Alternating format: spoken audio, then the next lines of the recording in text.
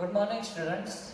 So, in the last lecture, we have studied the introduction of chemistry.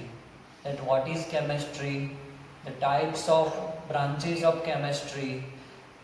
So, अब हम लोग देखने वाले हैं उसके अंदर एक वर्ड था, आपको याद हो तो केमिस्ट्री की जो डेफिनेशन हमने बोली थी उसके अंदर डेफिनेशन ये था कि chemistry is a branch of science that deals with the study of matter. Okay, उसका composition, structure, chemical and physical property study करते थे, पर स्टडी किसका करते थे? मैटर का। तो अब हम लोग शुरू करने जा रहे हैं मैटर के बारे में। What is matter? बराबर, सबसे पहले उसका डेफिनेशन देखते हैं। Anything that has mass and occupies space is known as matter. बराबर, दैट मीन्स अगर हम पेन ले लेते हैं तो पेन का एक स्पेसिफिक मास होगा, बराबर, और यहाँ पे जो उसने जो स्पेस ऑक्यूपाई कर रखी है, दैट मीन्स ये जो पार्ट होगा वो सिर्फ और सिर्फ पेन का ही होगा। तो उसने एक स्पेस ऑक्यूपाई कर रखी है पर्टिकुलरली शेप के साथ, तो इसको हम मैटर बोलेंगे। ओके, फॉर एग्जाम्पल हम बोल सकते हैं pen, book, pencil, water, air, sun itself, earth, all living और नॉन लिविंग बीइंग्स एक्सेट्रा। बराबर, इसका मतलब जो भी मास एक्वायर करता है, जो भी स्पेस एक्वायर करता है, उसको हम क्या बोलेंगे? मैटर बोलेंगे। ओके, अब मैटर देख लेते हैं। तो there are mainly two types of matter according to physical states and chemical states.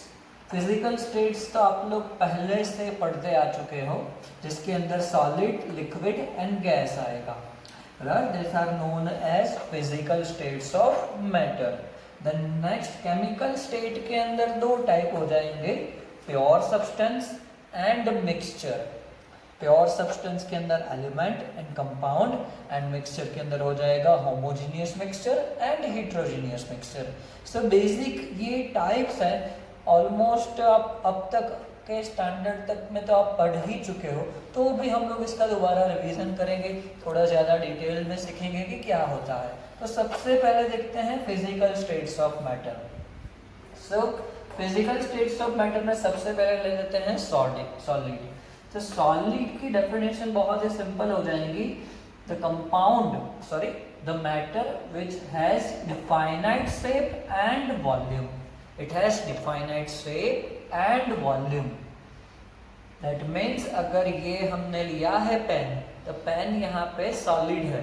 तो सॉलिड है, that means इसका एक डिफाइनाइट शेप है, इसका एक डिफाइनाइट वॉल्यूम है जो कभी चेंज होगा नहीं।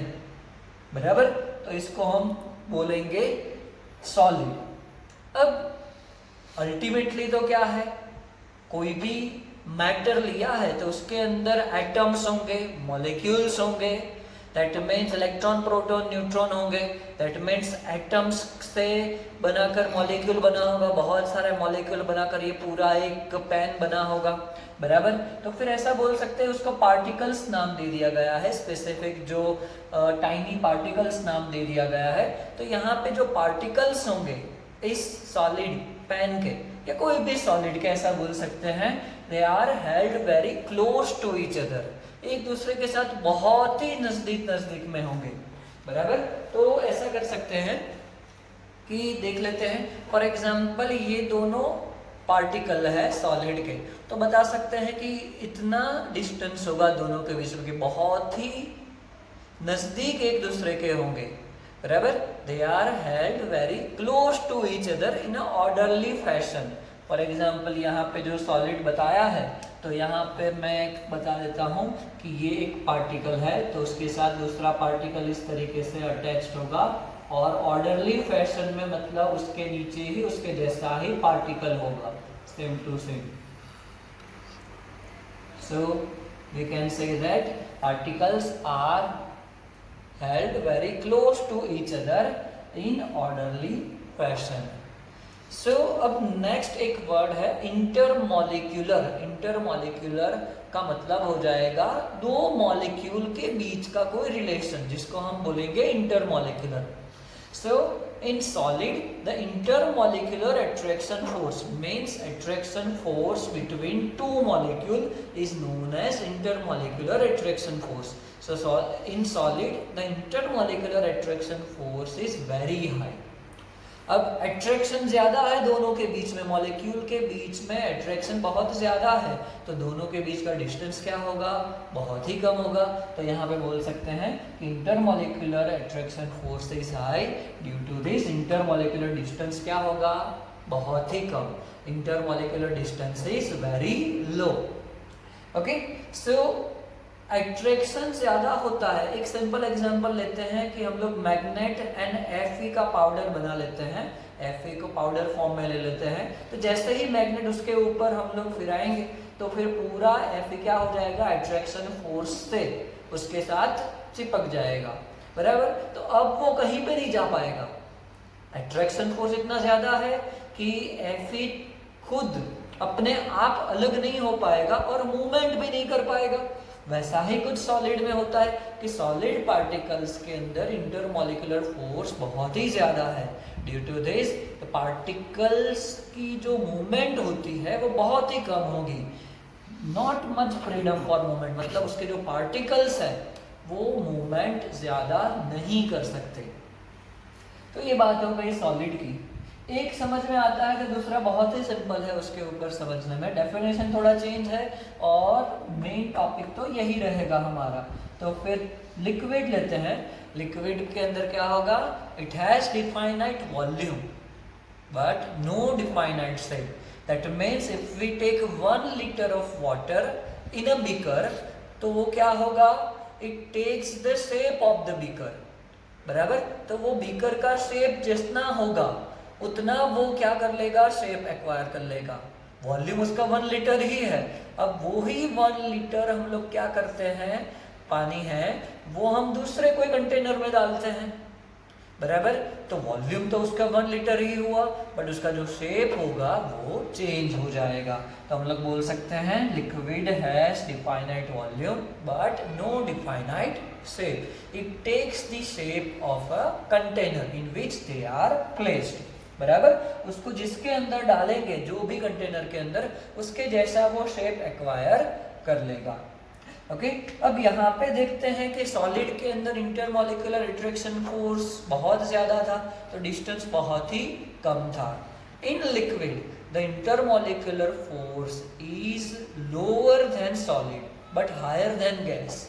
Intermolecular force, intermolecular attraction force is lower than solid but higher than gas. तो कुछ इतना डिस्टेंस दोनों के बीच में रहेगा, सॉलिड में इतना था, लिक्विड में कुछ इतना हो गया डिस्टेंस। ओके, ऐसा क्यों हुआ, क्योंकि उसके अंदर अट्रैक्शन फोर्स बहुत ही सॉलिड के कंपेयर में कम है थोड़ा, उसकी वजह से। ठीक है, तो we can say that intermolecular force is lower than solid but higher than gas. इसकी वजह से क्या होगा, इसकी वजह से इंटरमॉलिक्यूलर डिस्टेंस क्या होगा, सॉलिड से ज्यादा होगा बट गैस से कम होगा। एंड जो सॉलिड में पार्टिकल्स थे उसको मूवमेंट करने के लिए ज्यादा फ्रीडम नहीं था, बट लिक्विड में there are some freedom for movement. Okay, particles have some freedom for movement, वो पार्टिकल्स मूवमेंट कर सकते हैं। फॉर एग्जांपल आप खुद ही देख सकते हो कि ये पेन है, तो पेन को मैंने फेंका, ओके, तो सारे पार्टिकल्स एक दूसरे के साथ ही रहेंगे, वो मूवमेंट नहीं कर पाएंगे दूसरी जगह पे गया, but particles are very held close to each other. But वही चीज अगर वाटर है, ग्लास भर के पानी लिया और वो फेंकते हैं, तो वो अपने आप मूवमेंट कर पाएगा। ओके, थोड़े टाइम पे बाद वो भी रुक जाएगा ड्यू टू फ्रिक्शन, बट वो मूवमेंट कर पाएगा। तो we can say that particles have some freedom for movement. Okay, next last देखते हैं हम लोग गैस। अब गैस लिया है तो गैस के अंदर क्या होगा, उसका कोई डिफाइनाइट शेप भी नहीं है और डिफाइनाइट वॉल्यूम भी नहीं है। तो gas has neither definite shape nor definite volume. उसको जो भी कंटेनर के अंदर डालेंगे ना, तो वो कंप्लीटली फिल्ड हो जाएगा। फॉर एग्जाम्पल आप जो भी अगर रूम में बैठे बैठे ये देख रहे हो वीडियो, तो आपका रूम अगर क्लोज्ड एक सिस्टम ले लेते हैं, क्लोज्ड वैसा ले लेते हैं, ऐसा मान लेते हैं, तो एयर होगी। ऐसा नहीं होगा कि एक कोने में ही होगा या दूसरे कोने में ही होगा कि वहां पे नहीं होगा। वो पूरा जो आपका रूम होगा वहां पे एयर के मॉलिक्यूल्स आपको मिलेंगे, कोई भी गैस के मॉलिक्यूल आपको मिलेंगे। So we can say that completely they completely occupy the container in which they are placed. अब इंटरमॉलिक्यूलर फोर्स सॉलिड में इतना था, देखा था, लिक्विड में इतना था, गैस में तो बहुत ही कम होगा।